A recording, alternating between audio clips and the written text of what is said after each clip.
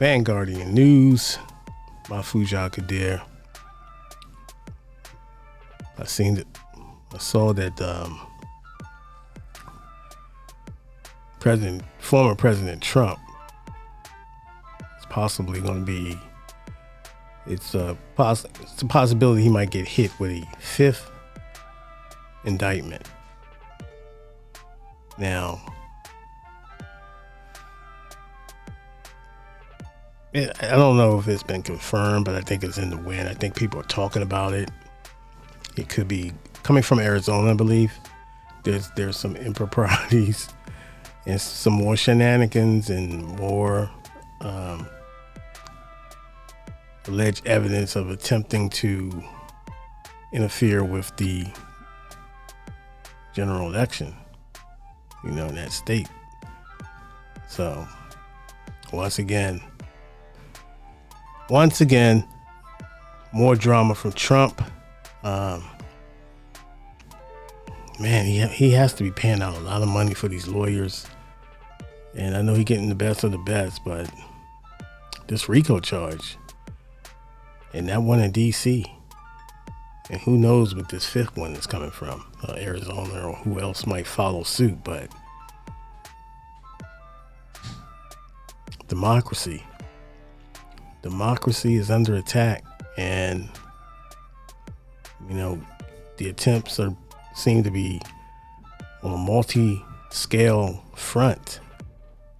So we'll have to see, what the outcome might be or what the play is. But it's not looking good. He's already facing 91 felonies. When you take in all the charges, and last I seen, Googled it, it was like 91 felony charges that he was faced with already from 4 different indictments. So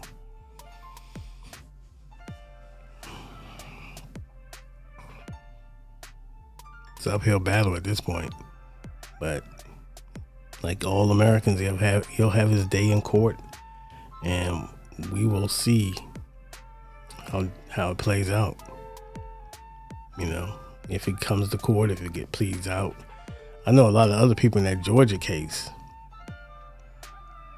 The 19 indictments connected to the RICO. So a lot of them gonna plead out. And plus, Miss Fani, the Attorney General, or not the Attorney General, but the District Attorney for Georgia, Atlanta. They said she has a 98% conviction rate, or either Georgia has a 98% conviction rate when it comes to these type of charges. So when I say uphill battle, I really mean it's an uphill battle for Trump. He's running for president. Who knows? He might become the next president. And then you can't, if I'm not mistaken, could be wrong. Are you able to jail a sitting president of the United States of America? I don't think so, but I could be wrong. So he's going to have to stall this thing out, play the waiting game. And I'm pretty sure these jurisdictions are going to stay on to what he's trying to do, stall. But meanwhile, the evidence mounts, and it can work in his favor because of the presidency, or it might backfire because of the simple fact you're letting them create more evidence. They can put the squeeze on someone else on a lower level, and that might be all they need to get a conviction. So that's just one case. There's 3 others, and a possibility of a 4th. So what are we to do? what are we to do? It's just, it could be political. On one hand, I could see where people are saying, Trump supporters are saying that Joe Biden is using the law agencies he has politicized it and is fully using it in this particular situation regarding Trump. He's going after his. This is what the Republicans, Trump supporters, believe. MAGA supporters, that Biden is just going after all his political rivals. This is his weapon. He has weaponized the FBI, the CIA, and all these law enforcement, Department of Justice, mainly. So it's going to be this nasty work. It was nasty from the beginning. You know, you saw it January 6th, 2021. And you see how this whole thing is being played out politically. And it's a lot at stake. Votes, narratives, you name it. It's just a lot of different moving parts, and there's still investigations going on. There's still people getting arrested for January 6th insurrection. There's still people that's probably on the run or willing to come forward and to give whatever information they can to the proper authorities. So and there's, we don't know how money played into this, who's getting paid off. Trump has been accused of paying hush money.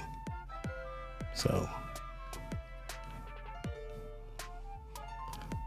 here we go. All this, coming up on the, I believe the primaries, season. So Fascinating. But the most important thing is about the democracy that's in America. And it's holding on by a thread right now because people are just addicted to power. And the country fails when that happens, when you have individuals, selfish individuals that are addicted, drunk with power. And they're not willing to come off in any type of compromise. And so you pretty much stagnate the country, taxpayers. It's a lot of different, same old game to me. And people are getting frustrated as they move on and as we move on to new horizons with technology, social media, education. People are just educating themselves on, look, your history has basically been since Reagan stagnant.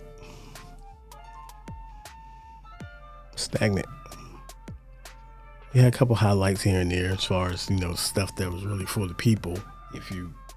No matter what, political side of the aisle you're on, but at the same time, you're stagnating the country. Country got to move forward. Got to move on. We got on to, bigger and better things. So they passed the infrastructure bill and all that, Biden. The Asian bill. Still no George Floyd bill. Or anti-lynching bill. All that's been tabled or stalled. But,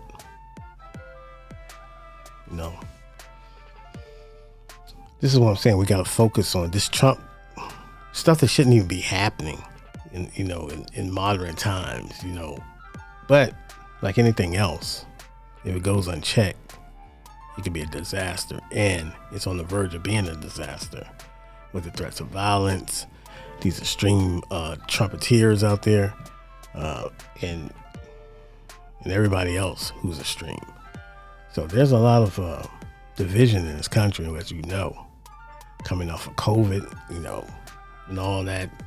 So there's some pent up hostilities. Still have a problem with police brutality. Still have the big problem that no one wants to really focus on is this human trafficking, sex trafficking, and these kids becoming missing, and who's involved with that syndicate, this Epstein. So it's just a host of different matters and issues that we can be focusing on, but we're being distracted because of Trump. So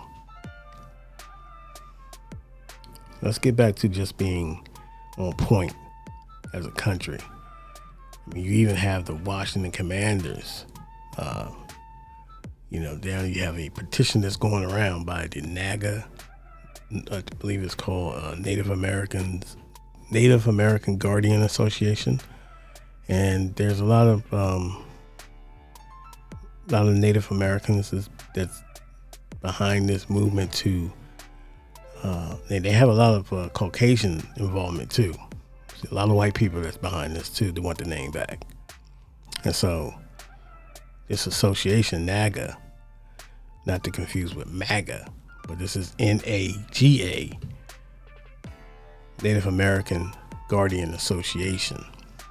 And so their thing is with this petition, it's over 100-some thousand. I believe last I looked was like 107,000. And just today, I think was like 5,700 has signed the petition just today. So there's a movement there. And that's been a hot local issue, and now it's becoming a national thing because a lot of people around the NFL thought that the Washington Redskins and the Cleveland Indians, who also felt pressure during all the George Floyd movement and protesting. A lot of corporate companies,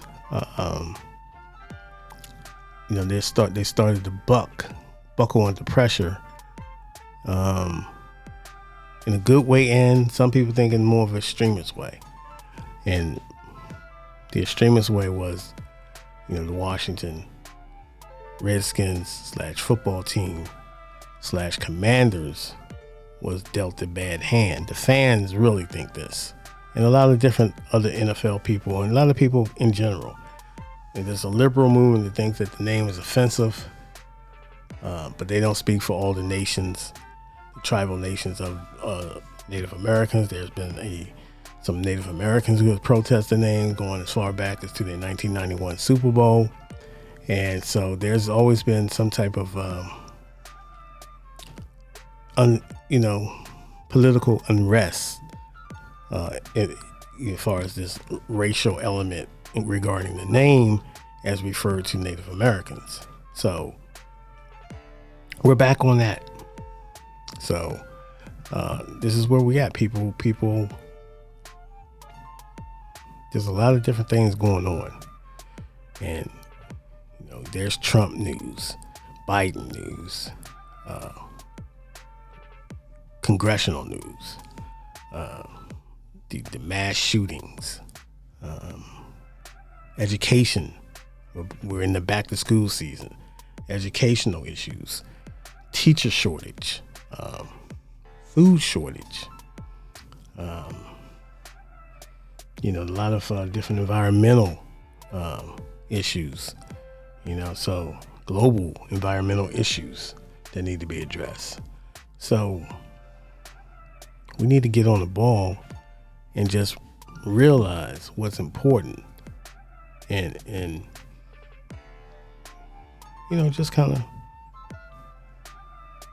laser in on it, drill down on these issues, man, that are important for the country.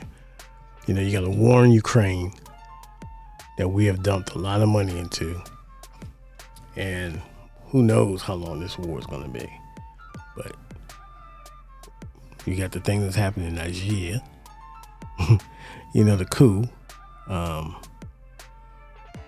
There's unrest in Senegal because of the president and his rivals. So there is a lot going on, and not to mention, kind of got swept over under the rug. In East Africa.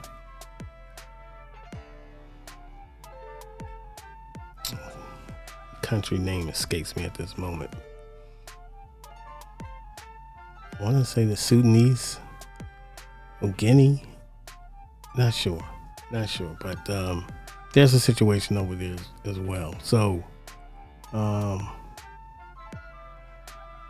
we got to come together. We have to respect each other, understand and educate ourselves in regards to people's cultures, and stop letting religion and racism and economics and all that stuff divide us. Because once we get to learn each other's cultures and eat each other's food and engage with each other, maybe marry into each other, have kids with each other, all that stuff is just secondary. You know what I'm saying? We're one in America. We're one. And there's a lot of people that don't want that to happen. And the powers that be, a lot of them, it's not in their best interest to allow people to come together. And so they keep us divided and distracted on nonsense. But we got to pay attention and recognize. We got to do what the right thing is. You know what I mean? We got to help each other out in distress. We got to listen to each other, support each other, coexist with each other,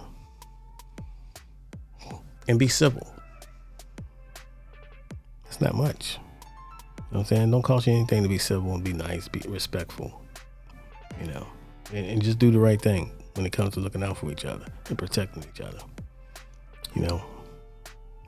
Yes, everybody's going to have some issues. Everybody's going to do this, everything. But we can work it out. It's not the end all be all.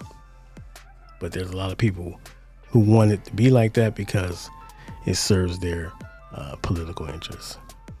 But anyway, that's my time. That's enough. That's all I'm saying. Let's be mindful.